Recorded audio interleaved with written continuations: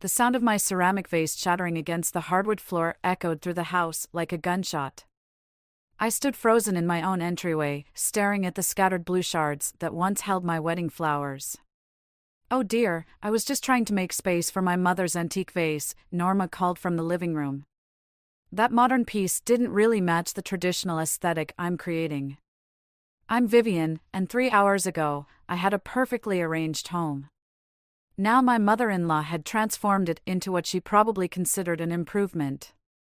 The furniture had been rearranged, my artwork was stacked in a corner, and family photos I'd never seen before covered every surface. "I hope you don't mind, dear. Mark gave me his key so I could surprise you both." Norma emerged from the living room, wearing an apron over her pressed floral dress. "The poor boy's been eating takeout far too often." My fingers curled into fists. "Where is Mark?" "Still at work, I imagine. He's been putting in such long hours lately." She tootayed, moving past me to adjust a newly hung portrait of her late husband. "Someone needs to take care of him properly." The implication hung in the air like poison gas. I pulled out my phone and typed, "Coming home. Now. Emergency. Norma, I appreciate you wanting to help, but don't worry about the vase, dear. We'll replace it with something more suitable." She was already sweeping up the pieces, humming to herself. "I've made pot roast for dinner. Mark's favorite." My phone buzzed. "Can't leave work. Big project due. Everything okay?" The rage building in my chest threatened to explode. I forced myself to breathe, counting backward from 10. "How long are you planning to stay?" "Oh, we haven't decided yet." Norma straightened up, dumping my shattered vase into the trash. "Since Howard passed, the house feels so empty. Mark suggested I might spend some time here, help out around the house." My stomach dropped. "He what?" "We discussed it last week. He's such a thoughtful boy." She patted my arm condescendingly. "Now, why don't you go freshen up? You look tired, dear. Those long work hours really show on a woman's face." I retreated to my bedroom, the only space still untouched by Hurricane Norma, and called Mark again. Voicemail. "Your mother is here. She's redecorating our house and talking about moving in. Call me back immediately." My phone chimed with a text, "Sorry, honey. Can't talk now. Mom's just trying to help. We'll discuss tonight." I sat on the edge of my bed, staring at his message. The same bed where, just last night, we'd talked about starting a family. Now my mother-in-law had invaded our space, and my husband couldn't be bothered to deal with it. "Vivian?" Norma's voice carried up the stairs. "I'm just going to move these modern art pieces to the garage. They're not really appropriate for a family home." My wedding vase lay in pieces in the trash. My art was being exiled. My space was being erased, piece by piece, and my husband was letting it happen. I opened my phone and called Rachel. "Hey," I said when she answered. "Remember when you said I was too nice? That I let people walk all over me?" "Yeah. I think that's about to change." I watched through the window as Norma carried my favorite sculpture toward the garage. "I'm done being nice." "What happened?" "My mother-in-law just declared war." I stood up, straightening my spine. "And she has no idea what she's started." 3 days into Norma's invasion, I found myself hiding in my office at work, pretending to review marketing proposals while actually scrolling through apartment listings. The door clicked open, and I quickly switched screens.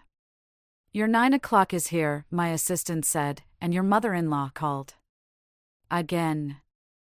I deleted the 4th voicemail without listening to it. "Send them in." The client meeting dragged on, my mind drifting to last night's dinner. Norma had served pot roast, again, while lecturing about the importance of learning family recipes. A wife should know her husband's favorites, she'd said, her eyes boring into me across the table. Mark had just kept eating, silent as always. My phone buzzed. Norma, the cleaning service you use is inadequate. I've cancelled them. We can save money if I handle it. Vivian? Your thoughts on the campaign direction? I looked up at my client's expectant face, realizing I'd missed half the conversation. I apologize, could you repeat the last part? Back home that evening, I found all my cleaning supplies replaced with natural alternatives. The lemon vinegar smell burned my nose as I walked through the door. Mark? I called out. In here, honey. His voice came from the kitchen, accompanied by the clinking of dishes. I rounded the corner to find him and Norma cooking together, looking like a Norman Rockwell painting gone wrong. My stomach clenched at the sight of my kitchen transformed, mason jars lined the counters, filled with God knows what. And my sleek appliances were buried under old-fashioned cookware. Perfect timing, Norma beamed. I'm teaching Mark my mother's recipes. The ones he grew up with. Actually, we need to talk. I turned to Mark.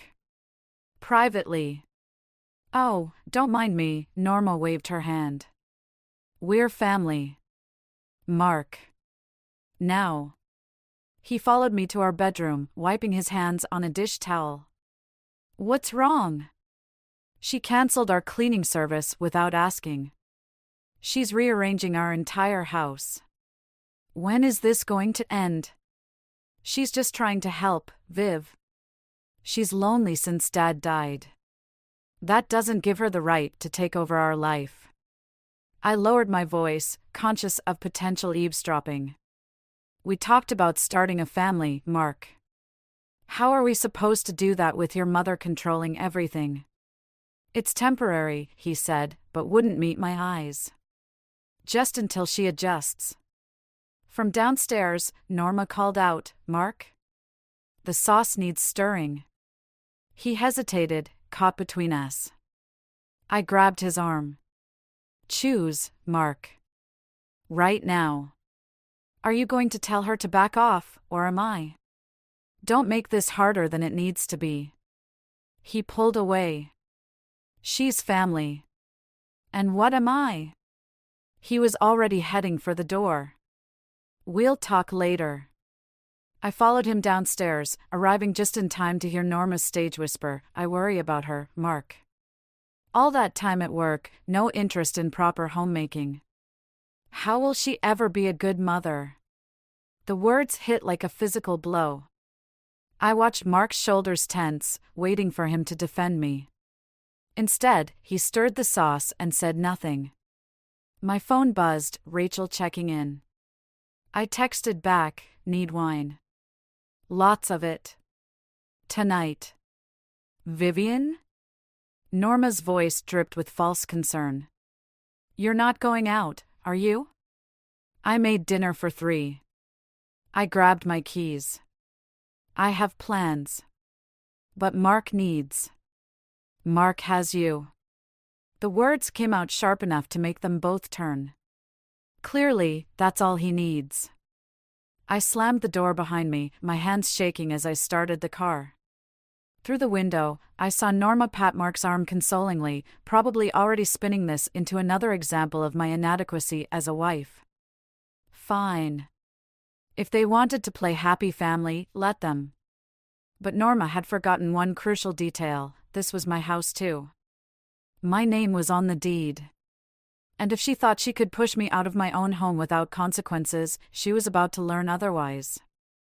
I pulled out my phone and called Rachel. Change of plans. I need more than wine.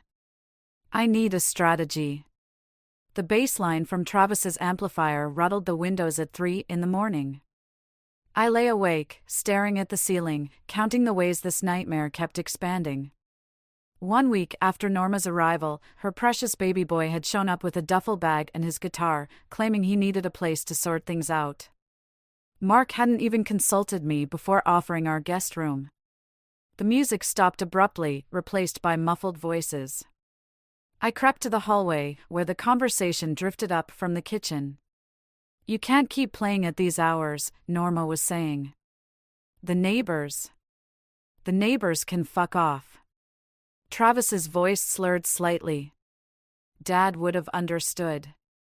He actually supported my music. Your father supported you finding yourself. He didn't expect you'd still be finding yourself at 29. I inched closer to the stairs, drawn by the raw emotion in their voices. "Right, because we can't all be perfect, Mark, can we?"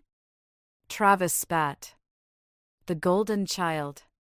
The one who got the college fund while I got lectures about responsibility. That's not fair. You know what's not fair? Coming home to find my room converted into your sewing space before Dad's body was even cold. Silence fell. I held my breath, feeling like an intruder in my own home. "I needed a project," Norma finally said, her voice thick. The house was so empty. "So you decided to invade Mark's instead?" A chair scraped across the floor. "I'm helping them. Vivian clearly needs guidance." "Bullshit." Travis laughed harshly. "You're marking your territory. Just like you always do. How dare you?" "What's going on?" Mark's voice joined the fray. I hadn't even heard him get up. "Your wife's spy is eavesdropping," Travis called out suddenly. "Aren't you, Vivian?" I froze. Then, deliberately, I descended the stairs. No point hiding now. Actually, I was wondering who was destroying my eardrums at 3 a.m. I met Travis's bloodshot eyes. "Some of us have jobs to go to." "Right, because you're so superior with your corporate success." He took a swig from a beer bottle. The perfect daughter-in-law, looking down on all of us mess-ups. "Travis," Mark warned, but I cut him off. "No, let him speak." I crossed my arms. Clearly, he's got something to say. "You think you belong in this family?" Travis stood, swaying slightly. "You're just another project for Mom to fix. Another person to control. That's enough." Norma stepped between us. "Travis is just tired. And drunk." "No, he's right." I smiled coldly. "I don't belong in this family. This dysfunctional, codependent mess of a family." Mark reached for my arm. "Viv." I jerked away. "Don't touch me. You let them turn our home into a halfway house without even asking me. He's my brother. And I'm your wife." The words exploded out of me. "Or did you forget that part when Mommy moved in to take over?" Travis started laughing. "Oh man, this is better than cable. Get out." I turned on him. "All of you, get out of my house." "It's my house too," Mark said quietly. "And they're staying." The kitchen fell silent. I looked at each of them, Travis's smirk, Norma's satisfied expression, Mark's averted eyes, and something inside me hardened. "Fine." I headed for the stairs. "Then I'll go." "Don't be dramatic," Norma called after me. "Where would you even go?" I was already throwing clothes into a bag when Mark caught up to me. "You're overreacting," he said. "They're family." I zipped the bag shut. "And what am I, Mark?" He had no answer. Just like always. As I drove away, I caught a glimpse of them in the window, Norma comforting Mark, Travis raising his beer bottle in mock salute. They looked like a perfect family portrait. But they'd forgotten something crucial. I wasn't just going to disappear. They'd invaded my home, dismissed my feelings, and pushed me out. Now they were going to learn what happened when you pushed too far. I pulled out my phone and dialed Rachel. Remember that strategy we talked about? It's time. Rachel's guest room became my war room.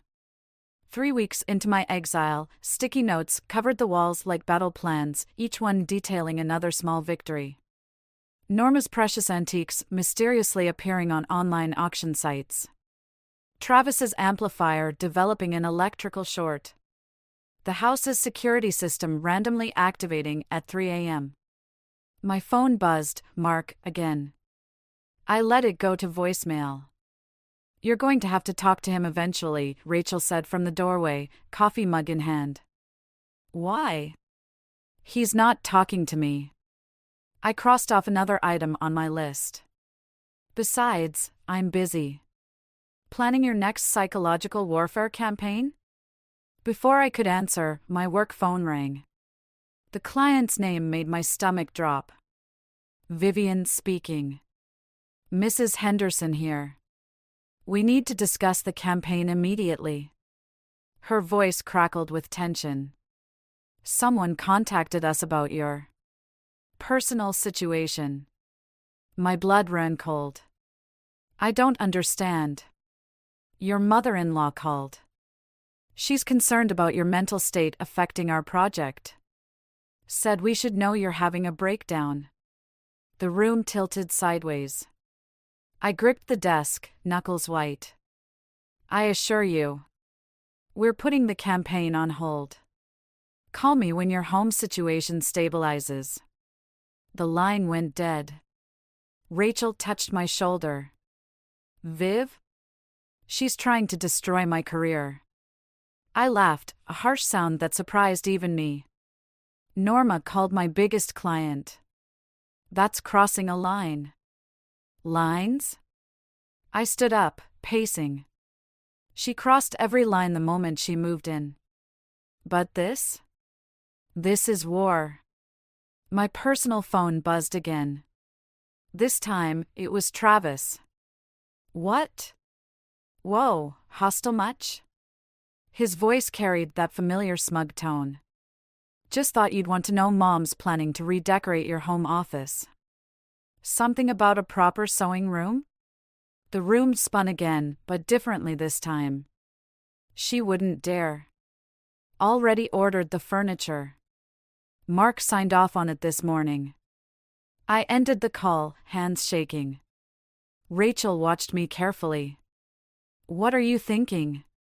I'm thinking it's time to stop playing nice. I grabbed my laptop. Did you know Travis has 3 unpaid DUIs? And Norma's been writing checks from Mark's account without his knowledge? Vivian. They want to play dirty? Fine. Let's play dirty. My phone lit up with a text from Mark, we need to talk. This has gone too far. I typed back, yes, it has. Check your bank statements lately? 3 dots appeared, disappeared, appeared again. Finally, what did you do? Nothing yet, I muttered, pulling up emails I'd gathered over the weeks. Evidence of Norma's financial manipulation, Travis's legal troubles, everything. But I'm about to. Rachel grabbed my wrist. Think carefully about this. Once you push this button. They pushed first. I jerked away, sending the first email. They took my home, my career, my marriage. Now I'm taking everything back. My phone exploded with notifications. Mark calling. Travis texting. Norma's number appearing and disappearing. I turned off my phone and opened my laptop, fingers flying across the keyboard.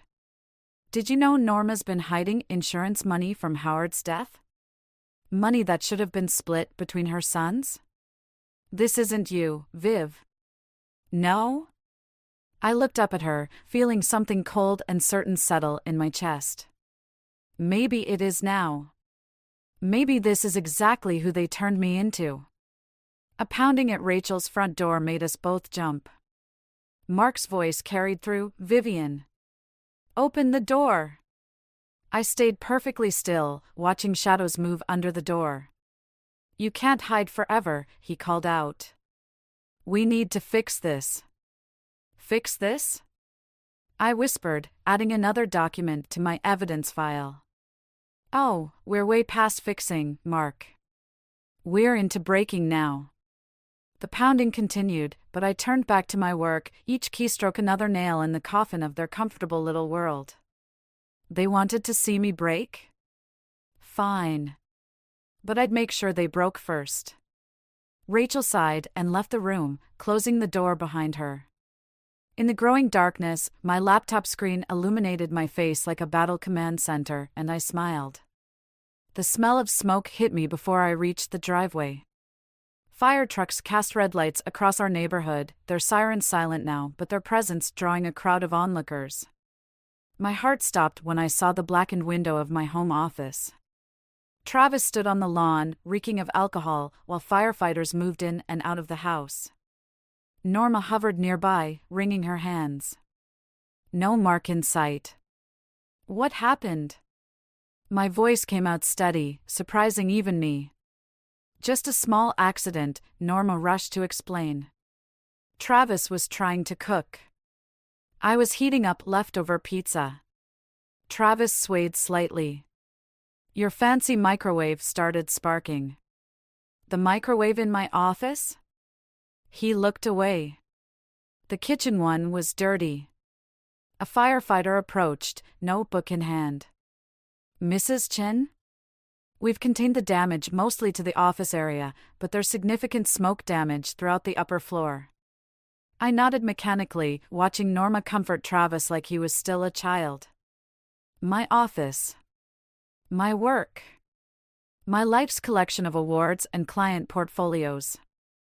All gone because Travis couldn't be bothered to clean a microwave. Where's Mark? At work, Norma said quickly. I tried calling. Don't. I held up my hand. Just don't. I walked past them, into the house.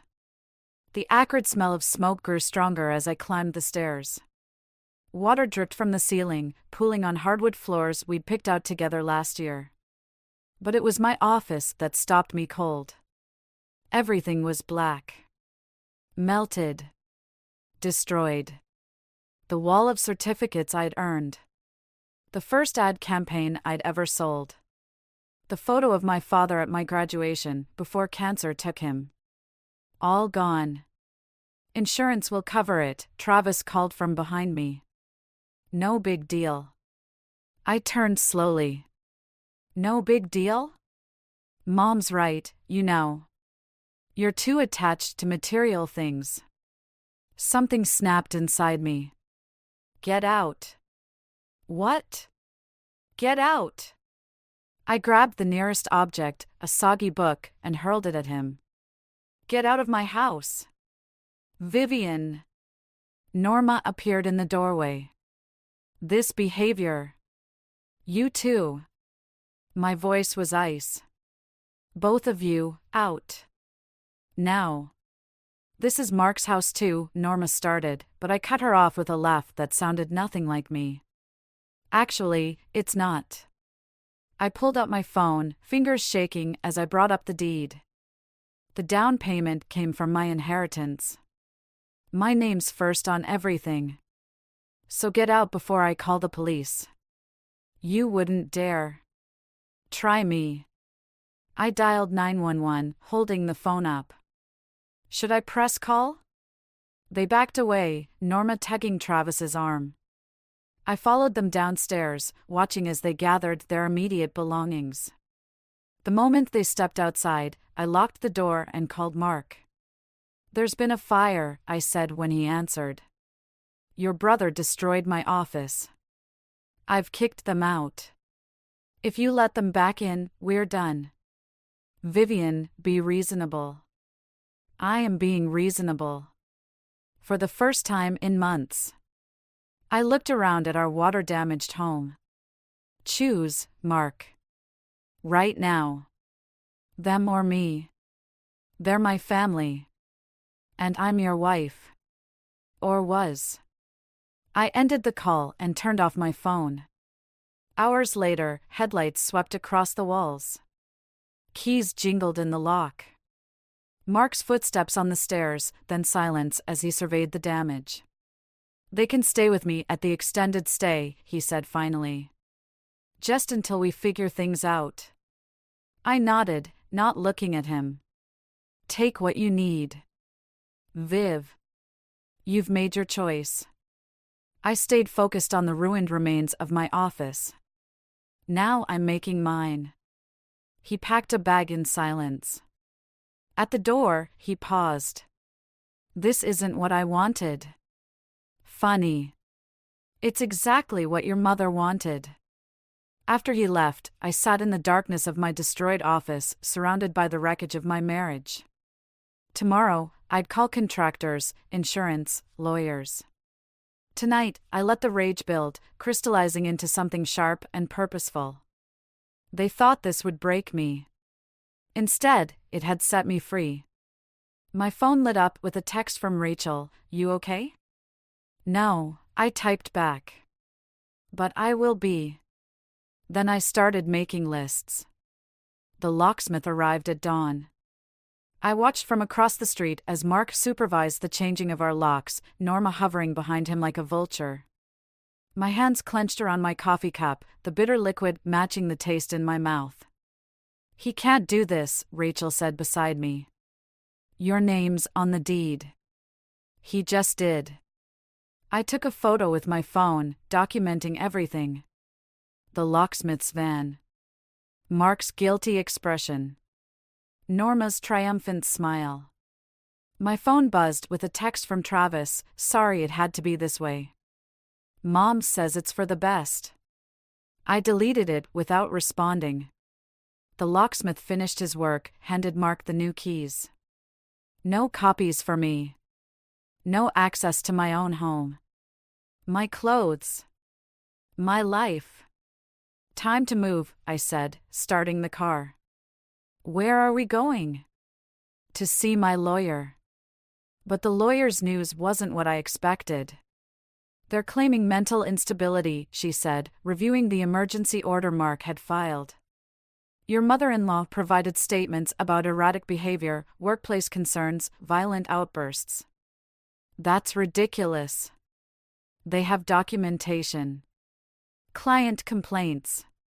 Witness statements about the night of the fire." She met my eyes. "And your medical history." My throat went dry. "What medical history?" "Anxiety medication prescribed 3 months ago. Because my mother-in-law was destroying my life." "Mrs. Chin." The lawyer's voice softened. "They're painting a picture of a woman having a breakdown, threatening family members, becoming unstable. The temporary order gives them possession of the house until a full hearing." "In how long?" 30 days. I left the office in a daze, Rachel's concerned voice fading into background noise. 30 days. They had 30 days to destroy everything I'd built, while I was locked out of my own home. My phone rang, my boss. "Vivian, we need to talk about your leave of absence." "My what?" "Your husband called. Said you're taking medical leave for personal issues." The world tilted sideways. They weren't just taking my home. They were dismantling my entire life. "I'm coming to the office." "That's not a good idea right now. Take some time. Get help. We'll discuss your return when you're better." The call ended. I stood on the sidewalk, watching people rush past, living their normal lives while mine crumbled. "We should go back to my place," Rachel started, but I was already walking away. "I need to see him. Vivian. Now." I found Mark at his office, Norma's handiwork evident in the fresh cookies on his desk, the family photos she'd added. He looked up when I entered, immediately reaching for his phone. "Don't bother calling security," I said. "I'll be quick. You shouldn't be here." "Funny. I've been hearing that a lot lately." I picked up a cookie, crushed it in my fist. "Did you even read what you signed?" The doctors will help you. Doctors? I laughed, the sound harsh even to my ears. The only crazy thing I did was marry you. You're proving their point right now. Their point? I swept the cookies off his desk. Your mother orchestrated this whole thing. And you're too weak to see it. He stood, finally showing emotion. Get out before I call security. Or what? You'll have me committed? Added to your mother's list of my sins? I leaned close, voice dropping. You want to see crazy? Keep pushing. See what happens when you back someone into a corner. Is that a threat? No, Mark. It's a promise. Security arrived as I was leaving. I heard them asking if he wanted to press charges. His response was lost as the elevator doors closed. Outside, I looked up at his office window, at the life I'd lost, the home I couldn't enter, the career hanging by a thread. They'd taken everything. Almost everything. I pulled out my phone and dialed a number I'd been saving. Hello, Travis? We need to talk about your mother. And that insurance money she's been hiding. Sometimes, to win a war, you had to burn everything to the ground. Travis met me at a coffee shop 2 blocks from my house, my former house. His hands shook as he stirred his 4th sugar into his latte, eyes darting around like he expected Norma to materialize at any moment. Show me, I said. He slid his phone across the table. Photos of bank statements, insurance documents, letters from Howard's lawyer. All hidden in Norma's sewing room, my former office. She said it was better this way, Travis muttered. Said Mark would waste his share on me if he knew. And you believed her? I believed everything she said. He laughed bitterly. Until I found these. Dad left us equal shares, Viv. She kept Mark's portion to control him. Kept mine to punish me. I scrolled through the photos, each one a nail in Norma's coffin. Why show me this now? Because, his voice cracked. Because she's doing to you what she did to Dad. Isolating. Controlling. Making everyone think you're crazy until you start believing it yourself. My phone buzzed. Mark, where are you meeting Travis? She's watching you, I said. Travis nodded. Always is. Another text, Mom's worried. Come home. We can talk. They're at the house? I stood up. Perfect. Vivian, wait. But I was already moving, Travis scrambling to follow. The walk took less than 5 minutes. I found them in the living room, my living room, Norma rearranging my photos again, Mark pacing. Hello, Mother. Norma spun around. You can't be here. Actually, I can. I held up my phone. Interesting reading material in your sewing room. Howard would be disappointed. The color drained from her face. Travis? He stepped out from behind me. I found everything, Mom. Whatever you think you found, she started toward her sewing room, but I blocked her path. The insurance money? The split inheritance? The letters proving Howard wanted both sons to have equal shares? I smiled. Already sent to my lawyer. Mark, Norma turned to her son. She's lying. You know how unstable. Show him, I told Travis. He hesitated, then handed Mark his phone. I watched my husband's face as he scrolled through the evidence of his mother's manipulation. The moment realization hit. The moment everything changed. Mom? His voice sounded young, lost. What did you do? I protected you. Norma's composure cracked. Travis would have wasted his share on that ridiculous band. You needed guidance, structure. I needed my wife. Mark's hands shook. My home. My life. I am your life. Norma stepped toward him, but he backed away. Everything I did was for this family. No. I moved between them. Everything you did was for control. And now you've lost it. She turned on Travis. You ungrateful. Don't. His voice was stronger now. Don't make this his fault, I said. Your husband wanted better for his sons. You chose power instead. Get out, Mark said quietly. Norma froze. What? Get out. He looked up, meeting her eyes. Both of you. Now. Mark.